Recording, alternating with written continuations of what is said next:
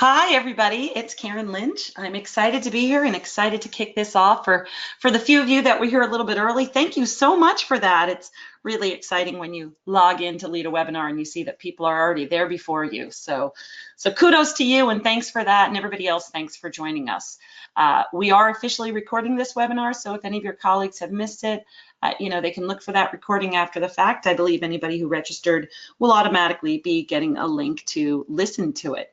Before we begin, I just want to go over the objectives again so that everybody knows why they're here. Some of the things we hope to do for you today are help grow your awareness of three modes of thinking, right? System 1, System 2, and System 3, or what are often referred to as implicit, explicit thinking, and this new nuance of perspective thinking.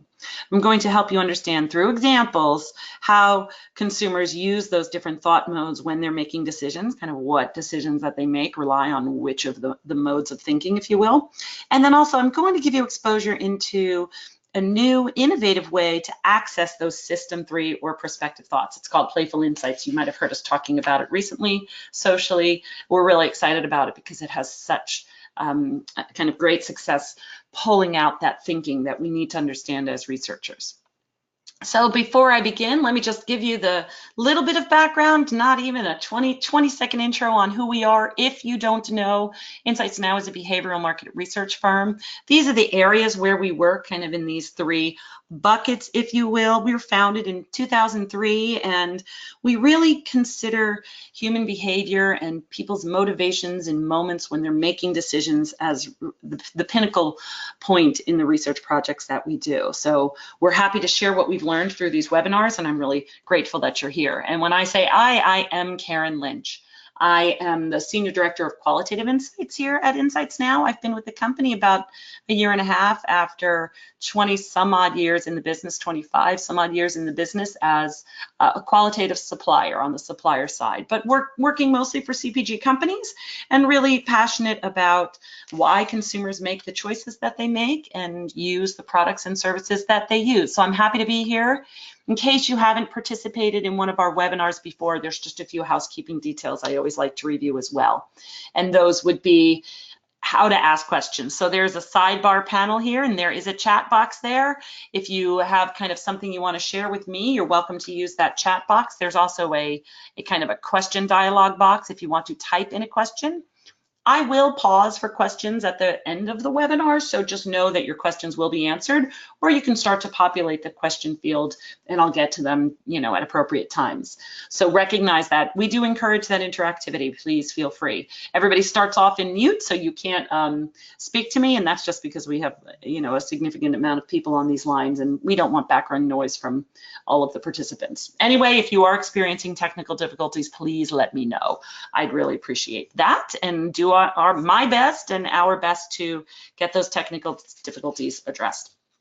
And just so you know, if you're trying to plan the next hour and how much multitasking you should do, this webinar has been running about a half an hour in my practice sessions. So chances are you'll get a gift of time at the end of this. So thank you in advance for your engagement. I look forward to, a conversation at the end of this when I address some of those questions.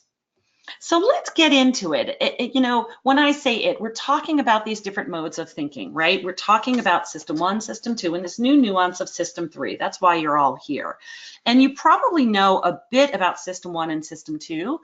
Maybe you also know something about System 3, but it's pretty recent to being on our radar as a construct of the way people think. Well, here's what we know about System 1 and System 2, and a lot of it was really made quite famous and popular by Daniel Kahneman in his book. The dichotomy between those two thinking processes, whether it's fast and slow or implicit or explicit, it's really how people make decisions. Are they doing it kind of in, as an emotional gut response, or are they thinking through it a little bit more deliberately using some critical thinking skills? That's 1 and 2. We're familiar with those. System 3 has been talked about more recently with cognitive psychologists, right? Those studying those decision modes and those processes. And basically, it's prospection, or the generation and evaluation of mental representations of our thoughts, of possible futures, of what might be, tapped in based on what we know from the past, but also what do we anticipate in the future, what do we hope for, what do we fear. So again, we're going to dig into that just a little bit more, but let's talk about the more commonly known systems and some of the research methods that tease this out. So if you look at system one thinking, for instance, system one is that automatic, fast, unconscious decision making. It's pretty much when somebody doesn't need to put a lot of energy or attention into something. We know in the research space that this is prone to a lot of biases, prone to some systematic errors when people use this method of thinking. But if we conduct research that taps into this thinking and do some work that would uncover whether it's a fast response or a slow response, we get some nice data into what people's reactionary choices are. It's great data point, implicit testing, for instance, free association, for instance. We get a little glimpse of what automatic thinking is. But without any context, we don't necessarily have the tools to do something with that, right? It needs to be examined with the lens of what system two thinking also goes into decisions. So system two thinking is a little more effortful, it's slower, you're aware that you're doing it typically. It can happen when people are fully engaged and being, again, very deliberate. It requires some energy and effort. So when we explore system two thinking and thought processes and decisions that are made with it, very often we're using traditional research methods. Maybe we're asking surveys or conducting focus groups or other kind of qualitative research methods, even depth interviews. We're understanding and we're getting the language about the data that somebody might have given when we did some implicit testing. So again, we use research to understand both of these modes. Now, when it comes to making decisions, here's an example of a decision that's made using system one primarily, right? It would be buying milk in the grocery store. So it's this gut level, rapid, kind of almost effortless selection in the store, if you will, selection at the shelf. So it's your mindset when you're in a rush and you're going down the aisle and you're like, I need to bring home milk. And even looking at the color red, you might find that cue and be like, yep, red means whole milk. That's what I like in my coffee. So you don't give it much thought. That's system one in action, right? Maybe you just love a brand, or maybe it's just something that you always buy because you always want it to be in the house. So your selection driven by your system one thinking. It might have been emotional, might not be emotional. It's really just this gut response, this quick decision based on very little information. However, system two kicks in when you're doing something that's a little more critical. So maybe you're trying to figure out if you should buy a particular car, or whether you're going to attend a particular college, or maybe it's going to be something, along the lines of what career path should I take? These bigger decisions require attention, slow, effortful, considered responses. We're finding, for instance, in our clean label community, some of the clean label enthusiasts that we're talking to are being really deliberate right now about reading labels. They're tapping into this more complex thinking process to make the decisions that they're making. So it's, again, very rational, very thoughtful, and that's how those sorts of decisions are made. And as I've mentioned, we have research methods that really tap these well, right? Again, whether it's that implicit testing where we're trying to determine people's fast or slow responses to things. We're doing some eye tracking, perhaps, where people aren't really even aware of what their eyes are doing, and maybe there's some magnetic imaging happening with their biometric response rate at the shelf as well. All of that is at an unconscious or subconscious level. Maybe there's just survey research or depth interviews or focus groups, as I said, for system two. So you might have a method that corresponds with one of the modes of thinking. You might also have a method like we do that kind of overlays both, right? So we have something called our Spark method. Some of you might be familiar with it. And we're not going to, kind of go into it here, but basically when we're in a Spark method, or when we're using a Spark technique, we're doing some priming homework activities that bring some system thinking into the room, system one thinking into the room. We're giving people aroma, and again, that's a system three response because they're associating with certain sense about whether it's something they're attracted to or whether it's something they're averse to and how that might connect to a new product. But then we're also talking about a concept, a new concept, and we're getting reaction. So that's really system two thinking. So I bring all of these up and give you ideas of what research has been done for system 1 and system 2. But there's this third system, this prospective thinking that is now rising to the surface. Prospective thinking, or what they're calling system 3, really kicks in when participants spend time with their memories, maybe, or they're imagining their future. They're thinking of their dreams, their aspirations, they're envisioning things. It's a little different than both system 1 and system 2. So maybe just to follow you around this chart here, if it's navigational, for instance, you can probably picture how you would leave your location right now to go to the nearest gas station. You can probably picture that route, right? Mentally drive yourself to the nearest gas station. But then you imagine you find out a tree is down, so you might have to imagine a different route.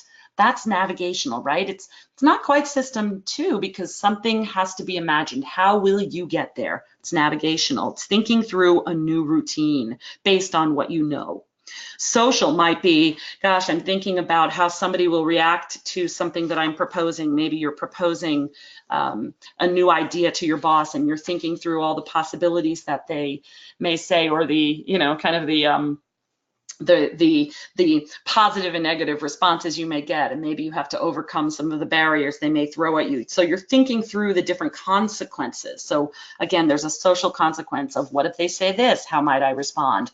What if they say this? How might I respond? So again, anticipating your future responses.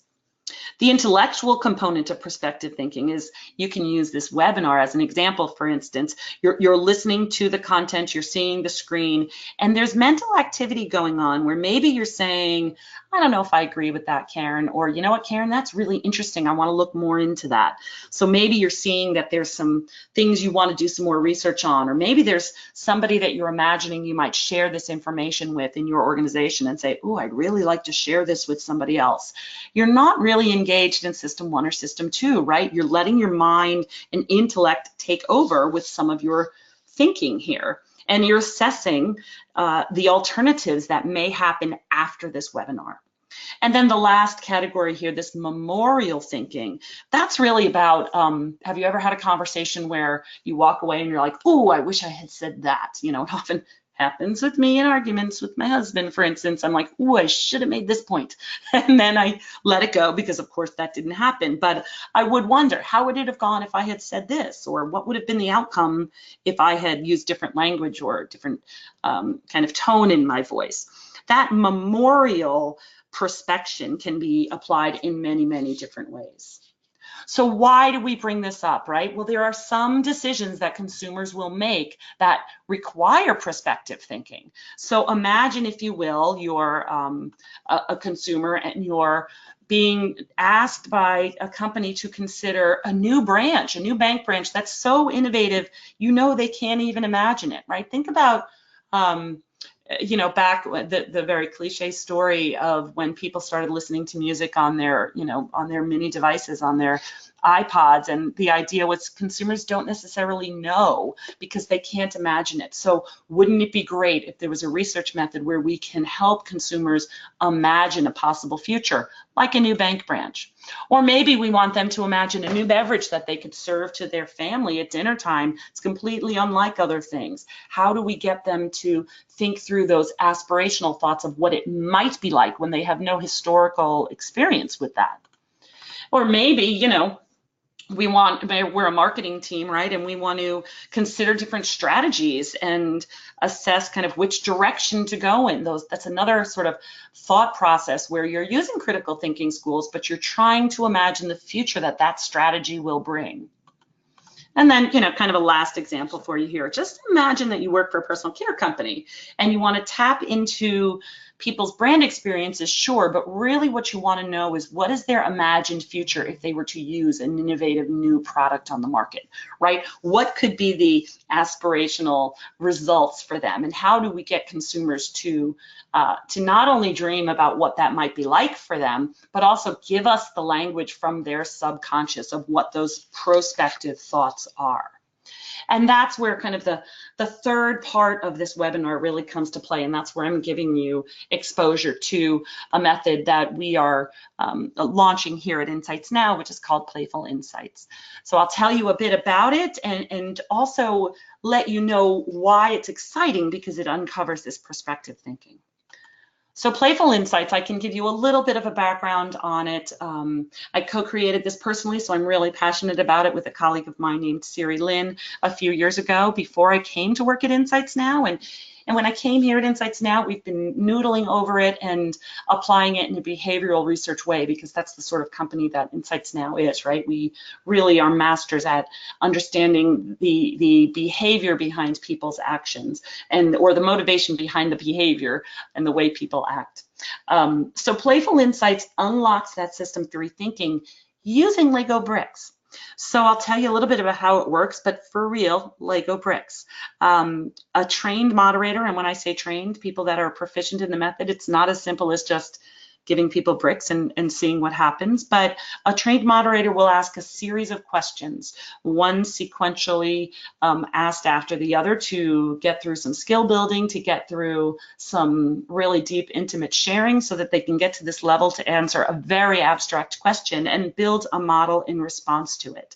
So we move people through some basic, again, builds that get them comfortable with the methodology, and then ultimately they're building a metaphor, not a tangible, literal interpretation of question, but something that's metaphorical that represents their thoughts. And while the teams of consumers might be building in the front room, we also have teams of viewers, observers, client teams, if you will, building in the back as well with Lego bricks to bring their ahas and their kind of wonders and their hypotheses to life as well. And again, the models are metaphorical and they tap into this perspective thinking. It's effective because I'll kind of keep moving the screens here as I keep talking to you, but it's effective because it's really based on a lot of science, and the science is researched by the Lego group in their process called Lego Serious Play. So Playful Insights is an adaptation of that methodology. And it was an idea that was researched and really brought to life with the Lego group, a branch of the Lego group called Executive Discovery. And at the core, there are some really cool scientific theories at play, and literally play is one of them. So psychologists explain that when adults are playing, they have different goals in mind, right? They have social bonding in mind, they have maybe emotional expression in mind, they have some constructive competition in mind. I mean, anytime you can picture an adult playing a game, you know it can get competitive, but it's purposeful play. So Playful Insights is also purposeful play. So adults really can get behind it because they understand why they're there and what they're doing. They understand that there's a purpose to this playfulness, and that purpose is to tease out some insights. There's storytelling involved, there's metaphor involved, and the deep sharing allows the teams to bond and really get into each other's stories to bring out some richness of learning. There's also some other scientific theories that are around what's called constructivism and constructionism. And if anybody has kind of a psychology background, those will be familiar terms to you. But it's the idea that, you know, some of it is from just child development, that when a child builds something, they're building and testing and learning. Think about blocks. They build a tower and then they knock the tower down, or they think about how solid a structure is as they build it up. So people learn things through building. And also in this theory of constructionism, people basically learn better themselves when they're constructing a model, right? It's basically hands-on learning in action. And they all tap into this notion of concrete thinking, which we can use to co-create with consumers and clients. This thinking with objects, or showing your thoughts via tangible objects. So we use it for co-creation, we use it for creative problem solving, we use it to address challenges. I'll give you a real beautiful case study that I had the honor of working with a partner of mine on, and how Playful Insights really teased out that perspective thinking, where people, again, were thinking with their fingers and letting the hands work as search engines for the brain to pull up all of that perspective thinking and then create something to make a tangible model out of it. So here's again the case study at its best. Beiersdorf, which some of you may have heard of, they're a leader in skincare, worldwide leader in skincare. They have a lot of R&D expertise. They have strong brands in their repertoire, Nivea, Aquaphor, and Eucerin among them. And they were exploring two trends and really figuring out how these trends would impact their core targets. So the two trends in particular, one of them was true value, and the other one was proactive health and wellness. So again, two consumer trends that were going to manifest themselves in such a way that they would impact core targets. So the question was, how do we best understand that when really what we're doing is asking consumers about the future on some level and asking them about abstract concepts that are not necessarily tangible. And we wanted a hands-on method to be able to help them show their deep, deep thoughts on these two trends. I'll tell you how it works in a moment, but I want to first lead you through the process. The first thing that happens is that happens to be me at this session. The first thing that happens is the moderator again takes them through some steps where they're doing some skill building and they're giving some builds that are highly personal and revealing to facilitate some sharing. And then they get to a place where the questions start to get a little deeper, a little more abstract, and there's no sort of obvious answer to them. But what happens is participants start to pick up the bricks and they start to build things, and their subconscious kicks in and does the work practically for them. They get to make their thoughts tangible through this concrete activity, and their prospective thoughts just come out into what they're creating. And then there's a discussion that follows. So the individuals are sharing stories around the table, and the moderator is listening, obviously in this case laughing. It was an enjoyable story, but then there's also reflection of, once everybody has shared, what are the themes, what do people agree upon, what did we learn, what does this say about the future, how does this relay our fears, or how does this give us hope for whatever the future outcome would be. So when we go to the outcomes, I'm going to share those as well. So in the category of true value, remember I said there were two themes that we explored for this case study. In true value, the main directive was build a model that represents how you determine the value of a product. So now if you were to ask that question of somebody, how do you determine the value of a product? You could, but they're going to use system one or system two, right? They're going to say, well, the value is the price if it's a quick system one answer. Or maybe they're going to try to do some critical thinking and give you what feels like they've really mulled it over and sound real kind of like, look, I've made a very rational decision about the value of a product. But when we tapped into system three thinking, what happened was consumers were using that memorial thinking, right? They were imagining themselves doing something in the future based on what they already knew. And then they told these stories that brought those models to life. And the client team was listening and they were building models in the back. And the next thing you know, we were starting to get a very holistic understanding of what true value is, in the space that it was what they could be offered in the future that would really give them that very aspirational value of a product and what it could deliver to them if this product, if a product were to offer them true value. So again, the outcome of it is proprietary, but the method, Beiersdorf and I have an agreement that they're happy to share the method with you because it was truly exciting to them. In the proactive health and wellness space, the directive was to build a model that represents proactiveness within the idea of health and wellness. So, you know, again, the first thing that happens is consumers get a look on their face like, build proactiveness? What is that? It's a concept. It's something that they can't really get their heads around. But the next thing you know, they're tapping into that prospective thinking, and they're going into their memories about times they were proactive about their health and wellness, and they're kind of telling stories about when they have failed, when they haven't been proactive. They're building what would allow them to be proactive in the future. So they're doing that imaginative work all through their fingers creating these models. Again, bringing thoughts into 3 dimension allows that concrete thinking to really surface and differentiates it from other methods. So those are the results of the case study that I wanted to share with you. And obviously I'm excited about the methodology because it is truly innovative in this space. It actually won a Disruptive Innovator Award a few years ago, and I actually presented with a colleague of mine and the Beiersdorf client at a conference a year and a half ago as well. So it's a pleasure, and I'm happy to talk more about it, but I wanted to give you a feel for the types of things we can learn through using System 3 thinking. Now, here's what I want you to do before we wrap up this webinar and turn it over to questions and answers. I want you all to have a minute to be cognitive of your own perspective thinking. So we're going to do a guided visualization. So for those of you that are not comfortable with this, you don't have to shut your eyes. You can listen along.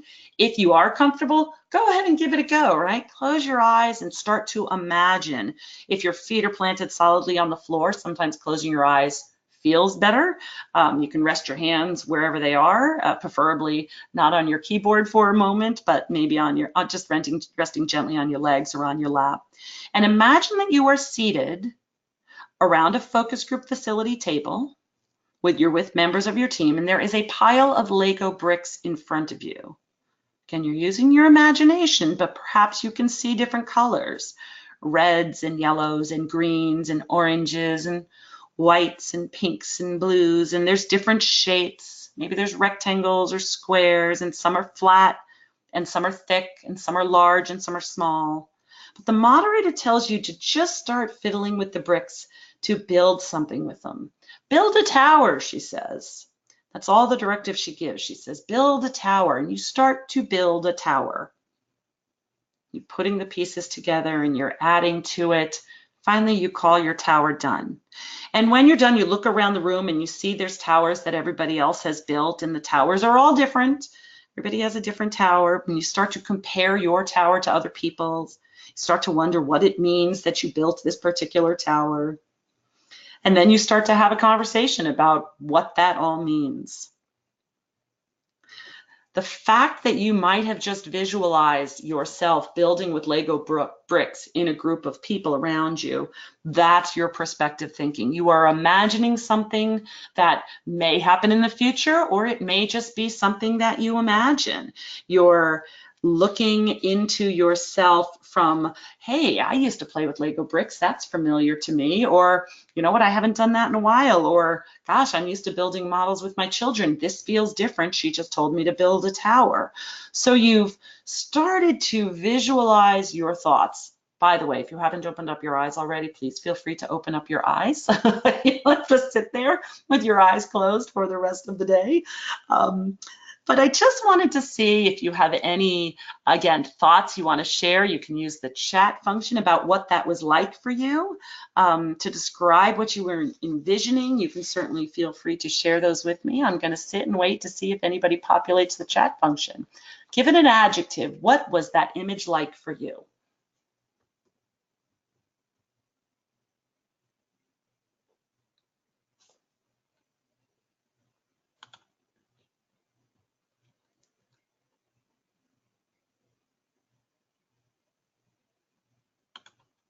I'm getting some comments in the question pane.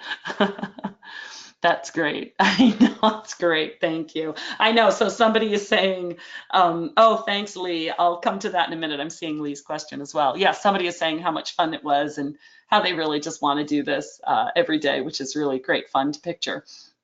And then I have a kind of a question from somebody, and I'll jump ahead to it, but I'll read the question without calling them out specifically. It says, I'm pleased to see System 3 and perspective thinking is being widely recognized and used.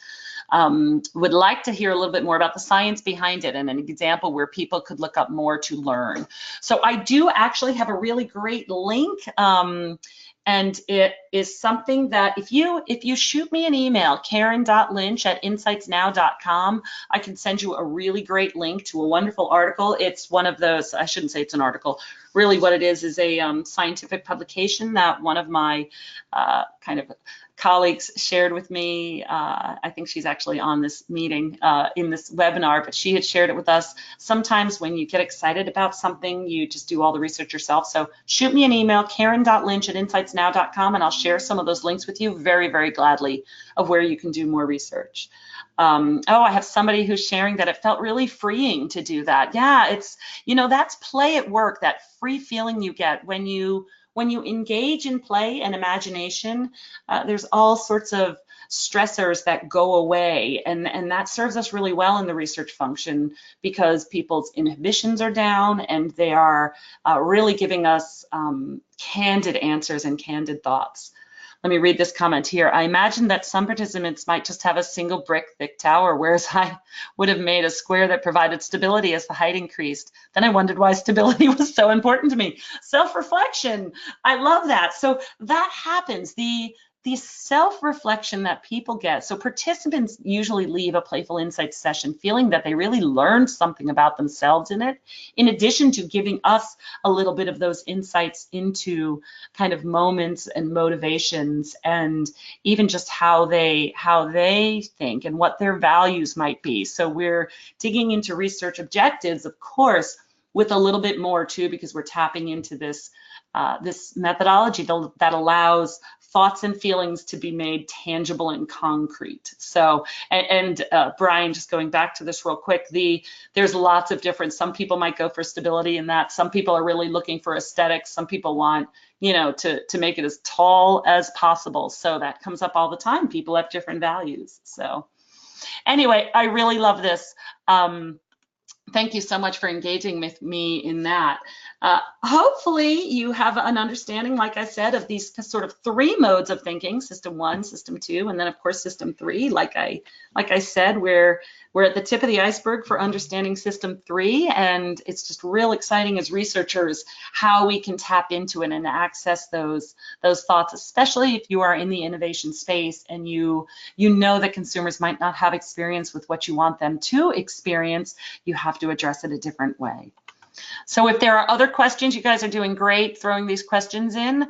If there's anything else, you have time to do that. You also can reach out to us at any time, again, or me in particular, karen.lynch@insightsnow.com. Happy to follow up with you. I love this topic and I love all that it brings to research.